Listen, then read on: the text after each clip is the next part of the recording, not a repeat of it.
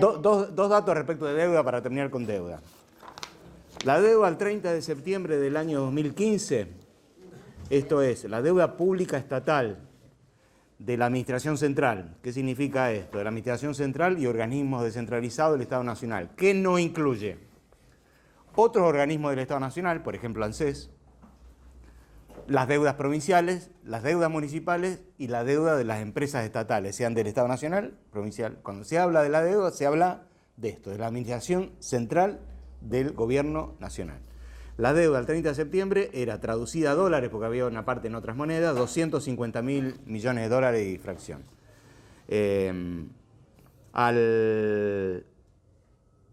Cuando se van estos muchachos, queda en 336.000 millones, o sea, de 250 a 336. Pero después cuando mira el gobierno de Alberto Fernández, la cifra de la deuda aumentó más o menos también lo mismo, 90.000 millones más. O sea, la deuda es un tema permanente, por eso reitero que es el principal desafío a discutir sobre la pérdida dinámica de la economía argentina. La pérdida dinámica, entre otras cosas, se ve en la magnitud de la fuerza de trabajo, es decir, cuánta gente labura en la Argentina, registrada o no registrada. Voy a dar dos datos, voy a comparar marzo del 24 contra diciembre del 2015, o sea, en este largo periodo que incluye las dos. En marzo del 24 había empleo asalariado, privado, registrado, 6.307.000 personas.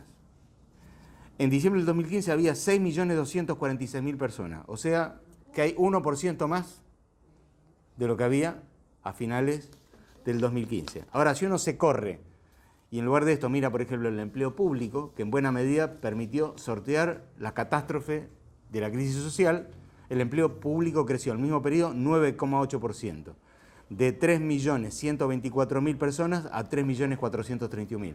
Cuando hablo de empleo público, hablo del empleo de la Administración Central y organismos descentralizados de nación, provincia, municipio y comuna.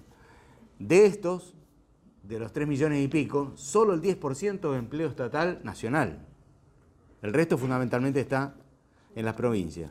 Ahora, si nos corremos más allá y en lugar de trabajo asalariado registrado, miro trabajo monotributistas generales o monotributista social, y ahí encontramos la pérdida dinámica no solamente en la acumulación de capital, sino las restricciones para la creación de fuerza de trabajo en el sentido tradicional. En marzo del 24 había 2.072.000 personas en el monotributo, o sea, más o menos la mitad del trabajo en negro que hay en la Argentina. Mucha gente. Y en diciembre del 2015 esa cifra era de 1.446.000, o sea, creció un 43% el padrón de monotributistas en la Argentina. Y vamos al monotributo social, que es lo que hace en bolsa con la ley bases. Había 353.000 personas en diciembre del 2015, 611.000 en marzo del 2004, esto es, creció un 73%. Este es el monotributo social. ¿Hasta dónde? ¿Por ingreso es? Claro, por actividad. ¿Y cuánto sería el máximo? No, es la menor de la A del monotributo. Es un ingreso en miseria. Ahora, el tema es que si el empleo no crece, ¿por qué no crece el empleo? ¿Por qué no crece el empleo? Bueno, uno podría encontrar varias razones. Primero, una feroz incorporación de tecnología que haga prescindir de fuerza de trabajo. No es el caso de la Argentina. Lo que sí en alguna rama de actividad uno puede encontrar, pero esto se debe fundamentalmente a que la ganancia empresarial centralmente no se acumula. Acumulación significa incrementar el acervo del capital fijo, las inversiones, para que pueda producirse una escala superior a la anterior.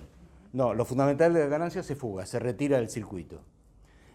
Pero para retirarlo del circuito hay una condición imprescindible que uno no puede dejar de discutir, que son los niveles de ganancia extraordinarias. Si yo puedo sacar un cacho enorme de la ganancia y mi empresa sigue funcionando, es porque la ganancia que obtuve es formidable.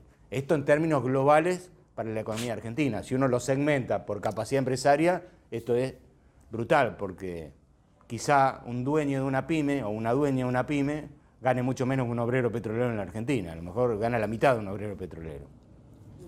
Pero después hay, en la cúpula empresarial, por ejemplo, si yo miro, en la FIP hay 1.100.000 empresas registradas en el IVA, en el impuesto al valor agregado. ¿Qué significa empresas? Por un lado sociedad y por el otro lado personas humanas, ¿no? Las sociedades son más o menos 180.000, 190.000 las activas, sobre 1.100.000, que explican más o menos, explican para 2 años atrás, porque la información tiene esa antigüedad, 75% de las ventas. O sea, el 75% de las ventas las hace la sociedad, el 25% las personas humanas. Ahora, si me meto más a fondo y miro la mayor facturación, o sea, cómo está concentrada las ventas en la Argentina, bueno, por ejemplo, el 1% de las empresas en Argentina son las que explican el 95% de las exportaciones. Quiere decir que el 99% restante vive de las tetas de lo que pase con el mercado interno. Entonces, en consecuencia, si se lesiona la capacidad de compra del mercado interior, porque bajan los salarios, bajan las jubilaciones, baja el monotributo, aumenta el desempleo, qué sé yo, no solamente hay un problema puertas adentro de quien se queda sin laburo o que reduce su capacidad de consumo en función de la caída de los ingresos, sino que esto pega una barrida general para el conjunto de la economía por el fuerte peso que, en términos de desparramo, explican el 99% del caso de las empresas que yo había. ¿Se le va la miércoles superado? Y sí. Bueno, agrego una cosa. Es que ese superávit no existe porque... Pero ¿por qué no existe? ¿Y por qué es falso? Primero, por la subejecución de partidas que en algún momento la tenés que ejecutar. Por ejemplo, ¿cuánto giraron a las provincias desde que subió este muchacho hasta el 31 de mayo, que es la información pública disponible, para las obras de agua potable y alcantarillado de las provincias? Cero. O sea, en algún momento algo vas a tener que tirar en algún momento. No hay plata. No hay alcantarillas, no hay agua potable. Es un genio. No hay plata. Bueno. A la gente no hay Bueno, ¿por dónde sigo? Sergio, perdón. Sí. No Sí. quedó clara la relación está entre los números que vos haces, el 1%, el 23% del tributo, y la cuestión de la fuga. No entendí si esos dos análisis estaban relacionados o si... Sí. Lo voy a tener razón, porque es bastante desordenado lo dije. Si uno saca, no una foto, sino tener una película desde final del 2015, que viene mucho antes, ¿no? Pero como vamos a hablar nada más que de 8 años, miro, de final del 2015 hasta ahora, cómo creció el empleo asalariado registrado en la Argentina, privado. Y no creció, 1%. ¿Y por qué no creció? ¿Porque hubo innovación tecnológica? No, salvo algunos casos puntuales. No creció como consecuencia que los empresarios, sobre todo los más poderosos, que son los que cortan el bacalao y los que definen las tendencias, resolvieron que en lugar de reinvertir y ampliar la escala de la producción en términos, bueno, ampliados, tal como lo planteaba, optaron por la fuga. Porque además si uno mira el otro escenario, que es cuánto es la fuga de trabajo argentino bajo la forma de dólares, bueno, encuentra la explicación. Por eso no tiene dinámica la economía argentina. Y no se trata de ausencia de estímulos, porque los estímulos sobran. ¿Y por qué sobran? Por lo que dije antes. Como en la Argentina lo que no está prohibido por defecto está permitido, las empresas han hecho cualquiera. No solamente las grandes, las pequeñas también, porque vos tenés una escala creciente de planes de pago frente a incumplimiento de obligaciones fiscales que se van repitiendo cada vez que sube un gobierno. Siempre tenemos moratorias, que son beneficiosas desde el punto de vista que los intereses son bajos, las actualizaciones son bajas, para que la gente entre y lo pague. ¿Qué es eso? Bueno, es incumplimiento de obligaciones fiscales que obviamente lesionan la recaudación de los estados en el pasado, que ya no lo podés arreglar porque ya el desastre está hecho. Y como te permite regularizar el pasado, pero en el presente volvés a repetirlo, porque en el futuro va a volver a tener una moratoria, estamos en el perro que se muerde la cola, sí. Decía acá, el compañero mencionó el tema de la Constitución del 49. Quiero contar algo que por ahí algunos conocen, otros no conocen, y es lo siguiente. El 17 de octubre del 45, me imagino que no hace falta que explique de qué se trata, pero el 20 de diciembre del 45, que es para mí el resultado del 17 de octubre, en el Boletín Oficial de la República Argentina se publica un decreto, el decreto 33.302. Ese decreto instituye en Argentina la versión que uno puede encontrar en el resto de América Latina, más o menos con los mismos términos, del salario mínimo vital y móvil, la creación del aguinaldo, las vacaciones pagas y un conjunto de derechos. Lo primero que hace la dictadura del 55, lo primero que hace es eliminar el 33.302. En el 57, si bien con la proscripción del peronismo, se incorpora a la Constitución Nacional el 14 bis. El 14 bis habla de esto, habla del salario mínimo vital y móvil, donde se reproduce el texto de lo que dice en sus párrafos iniciales el decreto de Perón del 45. En el 74, ya con el gobierno de Cámpora primero y de Perón después, se crea la ley de contrato de trabajo, la 2744, que es la ley que está vigente. Carlos Saúl I la empeora, porque le destruye varios capítulos años después, y hay una cosa muy especial que es el tema de la prescripción. A ver, si un trabajador o trabajadora considera que el empleador no le cumplió las cosas, solamente le puede reclamar los últimos 2 o los últimos 3 años, depende del caso que sea. Ese cambio lo hizo la dictadura, para favorecer a las empresas que no se hagan cargo de los últimos 5 años, que el plazo general que sirve para la prescripción de cualquier causa. Si yo le debo plata a Adriana y Adriana me inicia un juicio porque, qué sé yo, porque le debo algo, vale el reclamo de los últimos 5 años. Para los salarios no. Para los salarios 2 o 3 en función de la partida que sea. Y eso, la democracia que supimos conseguir no lo restableció en los términos originales de la 2744. Eso forma parte de las huellas, porque eso cambia mucho la relación. Una cosa que yo tenga que pagar como empresario los 2 últimos años porque no lo pagué, y otra los últimos 5 años, que es un poquitito más. Y además lo equipara a los términos generales de prescripción de crédito del Código Civil y Comercial. ¿Por qué el salario menos que el resto de las? ¿Y las cargas sociales también? Sí, todo. O sea, que si no te pagaron jubilación durante el último tiempo, solo uno que el empresario, vos podés tener derecho a pedir los 2 últimos. Sí, después hay regímenes especiales que... Claro. Bueno, ¿con qué sigo? Inflación. Sí, no. No, sí, ahí va. No, acá se reparte estas pastillas de... Inflación.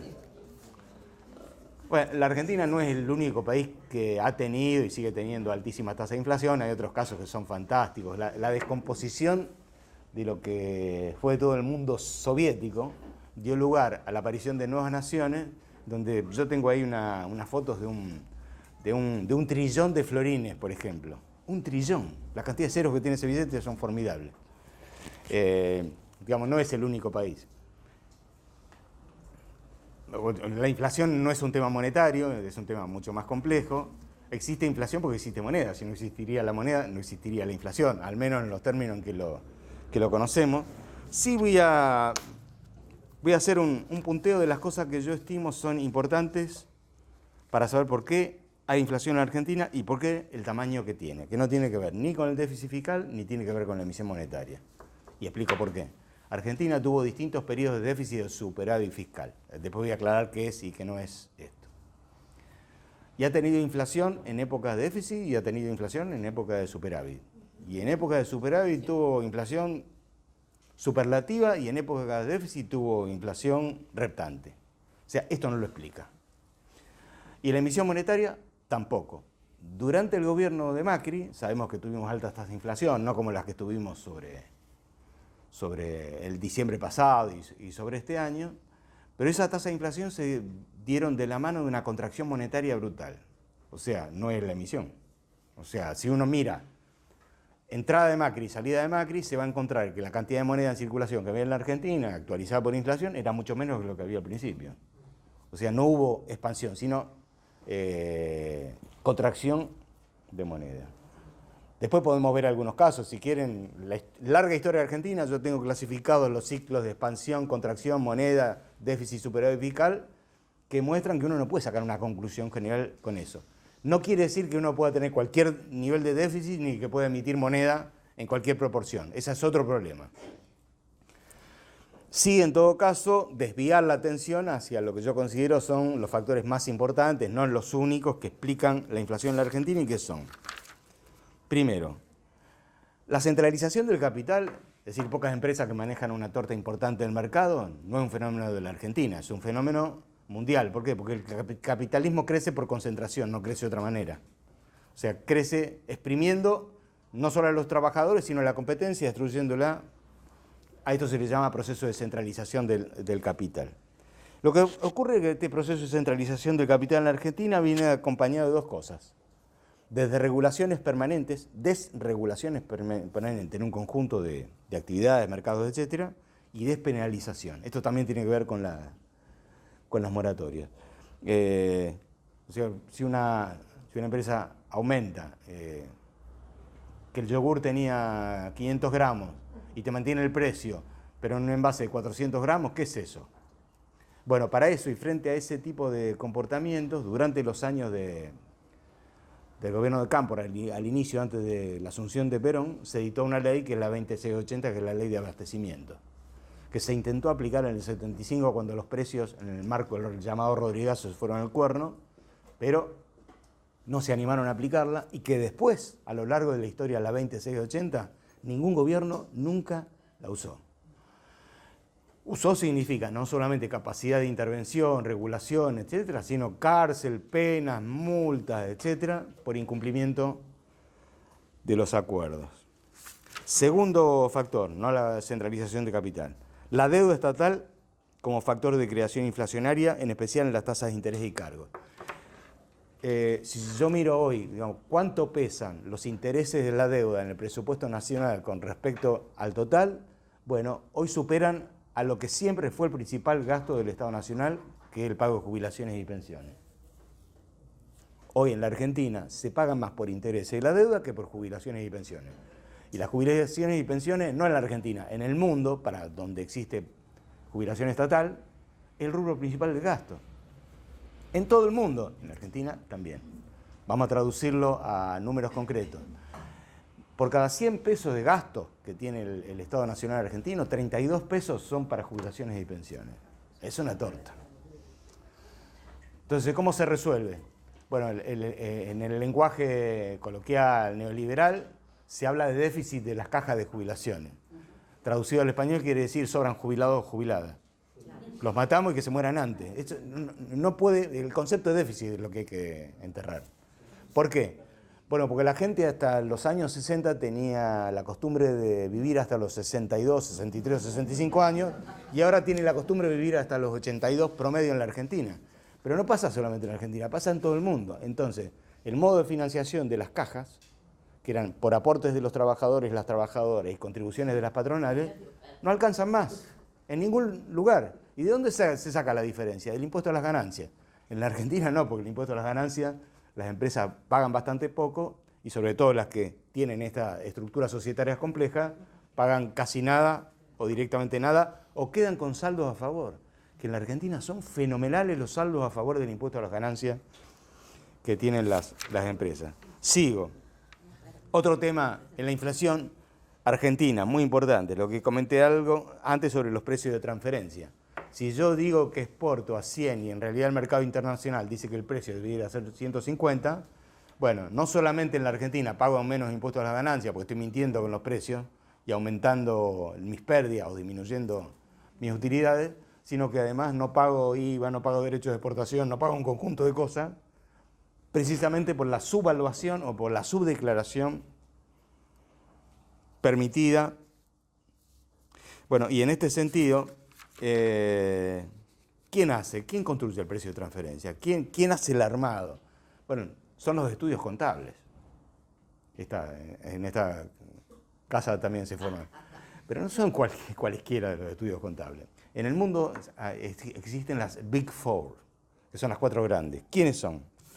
Se llaman, con nombre y apellido, KPMG, por ahí la escucharon hablar, Price Cooper, Waterhouse-Cooper, Ernst Young y Deloitte. Son las 4 consultoras más grandes del mundo que firman los balances de casi todas las multinacionales. Ahora... ¿Y la JP Morgan también? No, estas son las grandes, pero estas se llevan todo. ¿La JP Morgan no es la que pone el riesgo país? Sí, pero no tiene nada que ver con esto. Estas son las que arman... Estos son los estudios contables que arman el dibujo. Lo que pasa que, por ejemplo, en cualquiera de estas, vos tenés, bueno, ¿Quién arma los precios de transferencia? Una compañía que está en la Argentina y que dice que exporta, qué sé yo, a India. Bueno, KPMG. KPMG, a ver, ¿cuánta gente tiene que estuvo trabajando en esto para el balance 2023 de tal compañía? Y 150 personas. Entonces va un inspector de AFIP con un ayudante y se sienta contra un ejército de 150 personas que hacen, claro, porque es esto, es el resultado del trabajo de una masa de personas que en el mundo está socialmente aceptada como consecuencia que son de gran jerarquía. KPMG es la que firmó el balance de Vicentín hasta el año después de la presentación en concurso preventivo.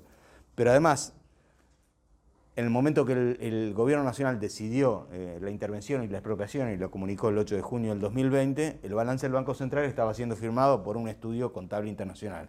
¿Cuál? KPMG. Bueno, entonces no podés no tener una política con respecto a eso. Digamos, si estos no son los responsables, yo los invito a que entren en la página web, en la internacional o la local, a ver qué ofrecen como servicio. Y no tienen ningún inconveniente en decir lo que ofrecen, porque el principal ofrecimiento es la administración de los precios de transferencia. O sea, mentir para pagar menos impuestos y para trasladar las ganancias a las zonas de baja tributación o guaridas fiscales en las cuales no se pagan impuestos o las tasas son muy bajas. Esto también es un factor inflacionario. Sigo. La baja inversión neta. Vamos a traducir al español la inversión neta. ¿Qué es la inversión? Bueno, uno tiene por un lado la mirada clásica de la economía clásica, por el otro lado la mirada construida por el pensamiento marxista, que coinciden en un conjunto de cosas respecto a la inversión. En términos de Marx se conoce como reproducción simple o reproducción ampliada. Esto es, reponer lo que se gastó, o en lugar de reponer solo lo que se gastó, ampliar el acervo de capital fijo para producir más. En términos de macroeconómico, la macroeconomía keynesiana, que sé yo, no se le llama reproducción simple y ampliada, sino que se le llama inversión bruta e inversión neta. La bruta es, bueno, gasté 1.000 pesos. Bueno, pero ¿en cuánto se desgastó el equipo tuyo? En 1.000. Entonces no invertiste nada. Pues invertiste solo lo que necesitaba para reponer y dejar las cosas como estaban al principio del ejercicio. Lo que se mide en términos macroeconómicos es esto, la inversión neta, la inversión bruta. La Argentina tiene niveles de inversión bajísimos. ¿Por qué tiene niveles de inversión bajísimos? Y por varios motivos. Primero, porque tiene un nivel de capacidad utilizada en la industria muy bajo con respecto a cualquier país al cual se lo compare. A ver si tengo por acá algo para contarles, que ni me acuerdo dónde la tengo. Sí. ¿Qué es el uso de la capacidad instalada? Si yo tengo una máquina que puede trabajar las 24 horas del día y un mes al año o 15 días al año la paro para hacer el mantenimiento, está capacitada para ser utilizada con tal rendimiento en términos de volúmenes físicos de lo que sea, toneladas, kilos, litros, etc. La capacidad utilizada, instalada en la Argentina en el año 2002, estamos hablando de un año catastrófico, ¿no? 55,69%. ¿Cuándo se registró un nivel tan bajo, similar al del 2002? ¿Qué se imaginan? La pandemia. En el 2020, 55,69, más o menos el mismo valor. Hay otro que se parece, que en realidad es un poquito más bajo. Marzo del 2024. En la historia del uso de la capacidad instalada del 2002 a la fecha, hay 3 momentos durísimos, que son 2002, 2020 y Milei. ¿Y con los gobiernos de los Kirchner hay un momento de mayor? A ver, nunca superó el 79%. ¿Qué quiere decir? Que tenés el 20% de la máquina durmiendo la siesta. Por lo tanto, hay una sobreacumulación relativa, que es un absurdo, porque en realidad eso tiene un costo. O sea, si yo tengo las máquinas paradas, aunque sea para pasar el plumero, eso me cuesta plata. Entonces, ¿qué significa? Que nunca hubo planificación adecuada de la inversión, porque esto se da en todas las ramas de actividad. O que hay otras fuentes de negocio que permiten tener, como en el caso de la industria automotriz, parados niveles mucho más altos que el promedio. No sé si lo tengo por acá. A ver, industria automotriz. Ya va a aparecer. 2002, no el 55%, el 20%. 2020, 29,88%. Marzo del 2024, 44,10%. ¿Qué se hace con esa planta? Con la planta de la General Motors, por ejemplo, si está durmiendo la siesta. Eso tiene precio. Y ese precio los empresarios poderosos intentan trasladarlo a los precios de mercado. Si yo fabrico el 20% de los autos que podría fabricar en función de la instalación que tengo, bueno, los cobro el doble. Y si no hay regulación, se convierte en un factor inflacionario. Sobre todo si no se para. Y un par más voy a mencionar como causa de inflacionaria. Lo que comentaba antes, las estructuras societarias complejas que aumentan artificialmente los costos con destino a la formación de activos externos. Me acordé de algo que no conté de las litíferas. Uno de los gastos más importantes que tienen las litíferas, gastos que denuncian, es los servicios de consultoría que tuvieron que contratar para ver cómo hacer la extracción de litio en la Argentina. Hay un problemita. ¿Quiénes son las consultoras? Es otra empresa que pertenece al mismo holding controlante de las litíferas. Y como no está prohibido, está permitido. Entonces te sacan bajo la forma, porque además el tamaño que tienen los honorarios de consultoría son fantásticos. Pero esos se encuentran en cualquier lugar.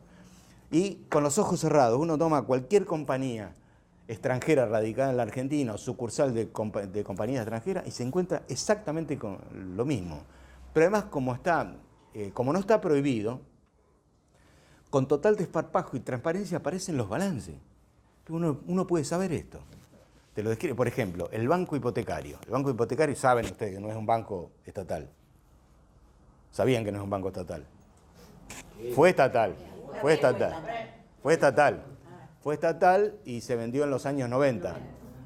El accionista principal es el Banco Nación y un fideicomiso, que es una estructura social que armó el Banco Nación. El accionista principal, pero no quiere decir que tenga lo principal de los votos.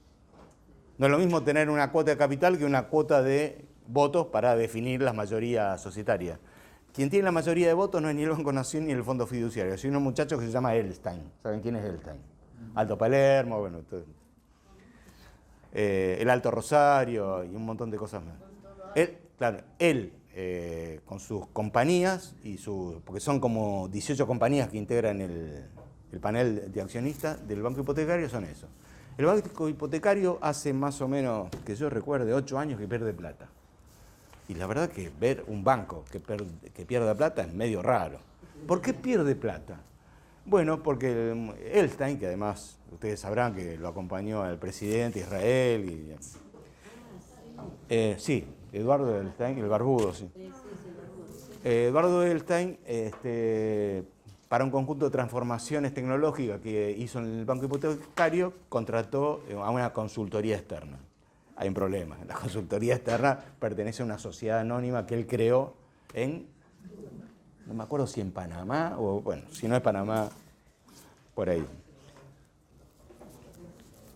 Dos cosas más respecto a la inflación. Una, que es un problema, que son las estructuras empresariales insostenibles en términos de acumulación de capital. Hay empresas que por su tamaño, su envergadura, su inserción en el mercado, la actividad a la cual pertenecen, etcétera, no podrían existir si pagan la totalidad de cargas e impuestos que están previstos en la legislación argentina, que no es muy alto, más o menos parecido al resto de América Latina. O sea, viven de la teta del Estado. Viven porque no pagan impuestos.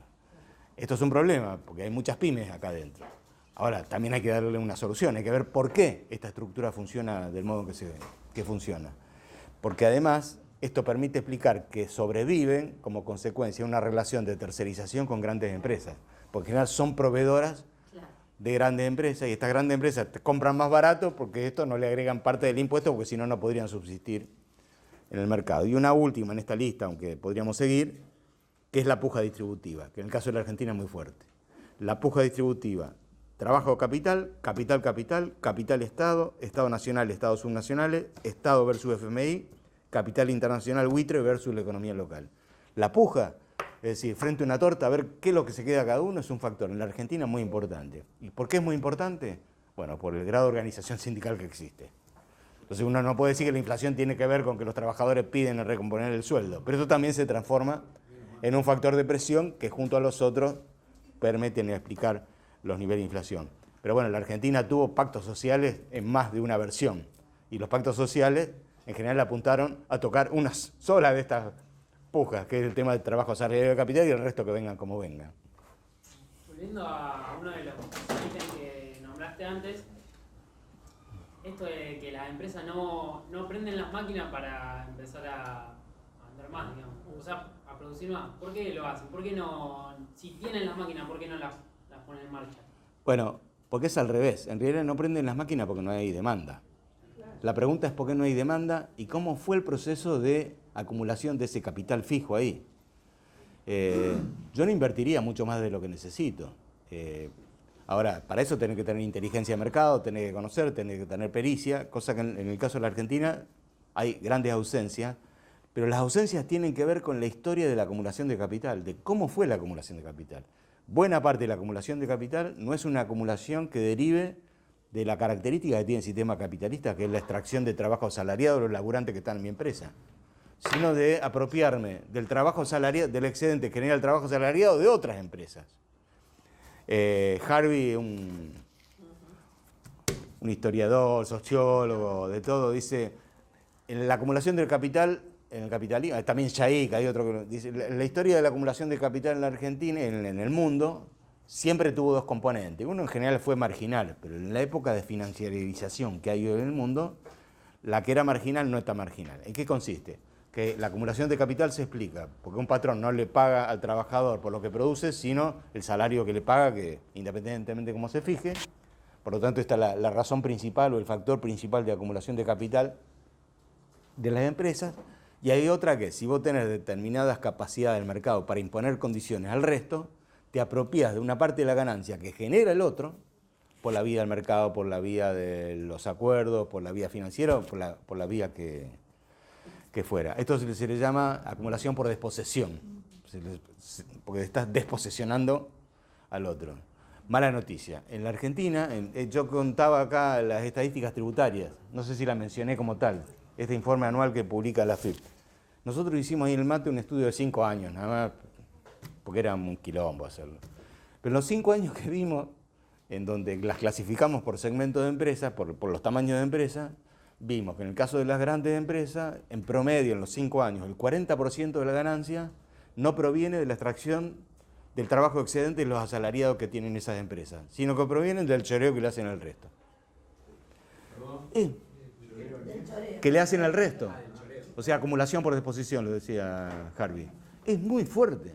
O sea, si vos te podés responsabilizarte como empresario de hacer el funcionamiento de lo que constituye la característica del capitalismo, que es la extracción de plusvalía o de trabajo excedente, porque tenés la posibilidad de obtenerlo por otra vía, ¿para qué te vas a calentar? Voy a la otra vía y la hago cada vez más grande. 40% en 5 años. Claro, pero por eso entonces que a vos te paguen más termina siendo una causa inflacionaria. Claro. A ver, fuera de toda lógica, cuando vos tenés una demanda grande, tenés que invertir para satisfacer la demanda, no subir el precio para que no te compren. Bueno, esas son las complejidades. Ahora, ¿cómo se aborda políticamente esto? Y bueno, ¿se va a necesitar algún tipo de pacto social? No tengo duda, pero no puede ser el estilo de todos los pactos sociales que vivimos, en los cuales lo único que se hizo es intentar apuntar a la puja distributiva, capital, trabajo y nada más. A ver, ustedes, una cosita, ustedes van al supermercado, ¿no? A los supermercados grandes en algún momento. Díganme por qué la leche está donde está, la carne está donde está, la verdura está donde está, los yogures están donde están y los pañales o lo que sea, el algodón está donde está. Eso vale. El negocio principal de las cadenas, lo dicen los balances de ellas, no es el resultado bruto de comparar la venta menos el costo de las mercaderías que están vendiendo, sino el negocio inmobiliario. Porque si está en punta de góndola yo te cobro un adicional, un valor llave, si está a la altura de los ojos te cobro otro, si estás a esta altura donde están los juguetes para los pibes te cobro otro. Entonces, sí, no.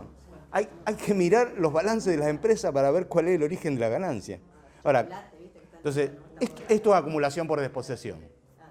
Porque quien tiene necesidad de vender a través del supermercado, porque si no, no vende en mercado masivo, tiene que aceptar eso, se va. Alguien he escuchado, ¿no? Que decían que fuimos fundados por contrabandistas.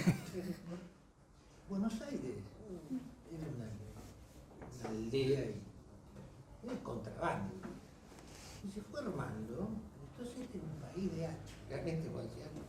todo se arma para robar, o sea, es decir, a ver, es algo de un orden complejo. Porque podemos decir, mira, Es mucho más sofisticado que lo que era en aquellos años Buenos Aires, es ¿no? lo que es complejo. Sí. Pero hay algo que nos hace, ¿no es cierto?, a esta nación, a este país. Mucha, esto no pasa realmente, Sí. hay cosas que... Lo que yo cuento del supermercado, esto existe en todo el mundo. El problema son los volúmenes, las proporciones que hay en la Argentina de eso, ¿no? Acá, hace 55 años, yo ahora tengo 19 años, creo que era acá, vine a ver una conferencia de los farmacéuticos que explicaban el tema de los costos de los remedios. Los laboratorios compran la droga que hacen el medicamento a la misma firma en Alemania. Se compra a sí mismo. Entonces valía 3, 4, 5 veces más acá que en Alemania. Precio de transferencia. Y lo siguen haciendo, o sea. Pero lo siguen haciendo porque no hay regulación. Bueno. No se regula, te digo, Mira, en la Argentina empezó, ¿cuál es existen la causa? 115 laboratorios, perdón, 135 laboratorios y 8.300 y pico de especialidades medicinales. Perdón, medicamentos. Las especialidades medicinales son las que adquieren, las que necesitan receta. Los medicamentos incluyen las especialidades medicinales, pero hay otra cosa más. Las 8.300. Nosotros hicimos un ranking el otro día. Lo clasificamos en 10 grupos, a ver quién tiene qué laboratorio tiene mayor cantidad de medicamentos. Y nos sorprendió que los dos primeros 10%, la mayoría no tienen especialidades medicinales como los productos más vendidos, sino medicamentos, es decir, lo que no se necesita receta. ¿Ven tele ustedes? ¿Ven propaganda? Claro, sí. Todo eso Todo eso. es lo que más se vende. Aparte, un amigo que era farmacéutico, pero era un técnico de laboratorio. Dice que había medicamentos que costaban 2 centavos. O sea, que no costaban nada. Y bueno, pero acá no tenemos. Bueno, agrego una... Yo te canto retrugo con esto.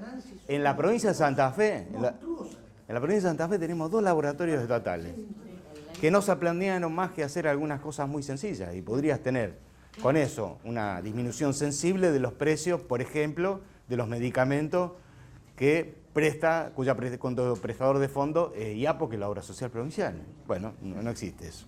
Entonces, bueno, yo no voy a contar más nada, quedo abierto a las opiniones.